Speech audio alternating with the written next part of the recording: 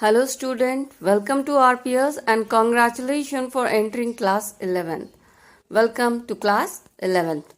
Before starting, let me give you some introduction about myself. My name is Manisha Pandey and I am postgraduate from Osmania University of Hyderabad and I am your geography teacher. So before that I start my chapter, let me give you some introduction about geography. This year in geography, you have 3 books. First book is of 35 marks, second book is also of 35 marks, and these two are the theoretical books. And the third book is a practical book which contain 30 marks. Alright, so what the first book is just like the book you read of geography in class 9. It's exactly the same. It has total 7 chapters and the first 5 chapter is just like the geography of class 9. So if you have class 11 geography, it's good. But if you don't have class 11 geography, then you can refer to class 9 geography also. The second book is also very interesting. The second book tell you general things about geography and it answer various curious questions like how the universe came into existence, how earth came into existence, how the star and suns are formed, how universe was formed, and was the all land together once upon a time, all the continents were together once upon a time, and if they were together, how they got separated, and if they got separated, how we came to know about it, or how the atmosphere was formed, how the hydrosphere, lithosphere and life came into existence. There are so many interesting questions which will be answered in second book.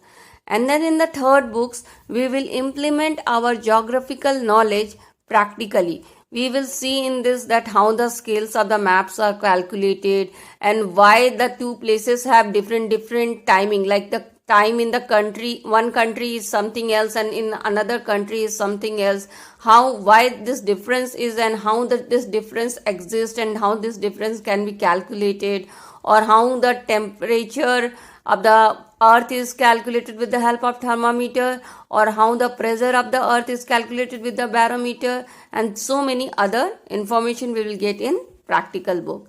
So first I am going to start with my first book, which is just like class 9 geography, and it's have 7 chapter, and if you will read this book you will be having a very good geographical knowledge of your country. So when you are a geography student, I think you should be knowing what the geography of India at least, right? So first I am going to start with my first book. So this is the first chapter of first book, and the book name is India Physical Environment, and the name of the chapter is India's Location. So let's start. You know, the location is very important for anybody. It's not only important for the pilot or navigator or the driver who have to reach the destination. It is important for everyone who want to know that place, because the location of that place speak a lot about that place. So we must know the absolute location of a place, where exactly on earth that place is located. The exact position of that place on earth is very important to know, because if you say that some place like India is in the north of the earth or Australia is in the south of the earth, it does not make any sense, because in the north of the earth there are so many places, in the south of the earth there are so many places. So you have to exactly give an address, an identity which will make you to reach to that particular place. Like your house have a particular address, right?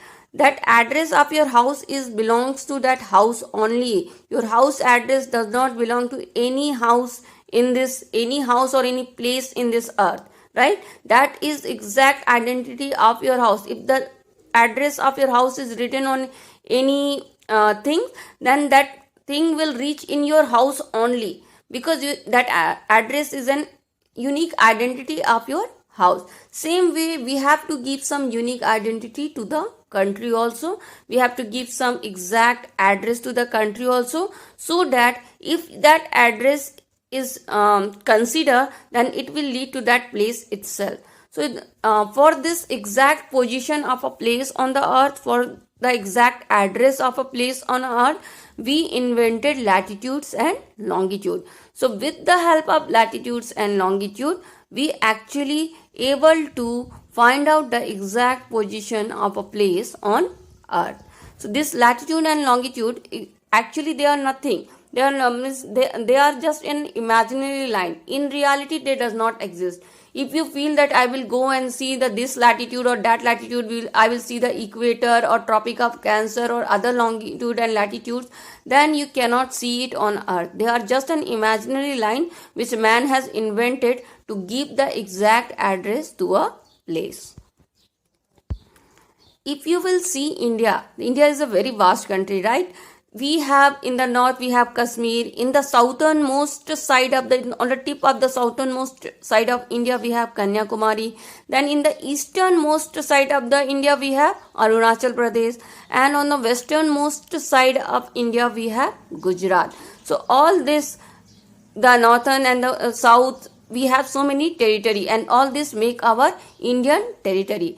Apart from this land, we also have our control on the sea also. After our land ends, you must be seeing that we have below our India, we have Indian Ocean. So we have some control under Indian Ocean also. It also belongs to Indian territory up to 12 nautical miles. 12 nautical miles means 21.9 kilometer.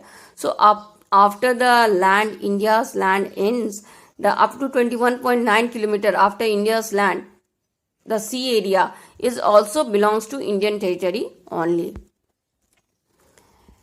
Then if you see as I told you that latitudes and longitudes give you the exact address of your place. So if you see the latitudinal extent and longitudinal extent of our country, then India's latitudinal extent is 8 degree 4 minute north to 37 degree 6 minute north. And India's longitudinal extent is 68 degree 7 minute east to 97 degree 25 minutes east. So according to the latitude, we are in the northern hemisphere, and according to the longitude, we are in the eastern hemisphere of earth. So exactly the India's location in the northeastern side of earth. Alright, so if you will see this, how many latitudes and longitude, there are not one latitude or one longitude is passing through India, because India is a very vast country. Almost 30 latitudes and 30 longitude, roughly, not exactly, but roughly 30 latitudes and 30 longitudes are passing through India. You can see the numbers. See, 8 degree to 37 degree means 8 degree, 9 degree, 10 degree, like this up to 37 degree latitudes are passing from India, and longitudes are passing from 68, 69, 70 up to 97 degree 25 minute east. So 30 up to 30 longitudes and 30 latitudes are passing through India.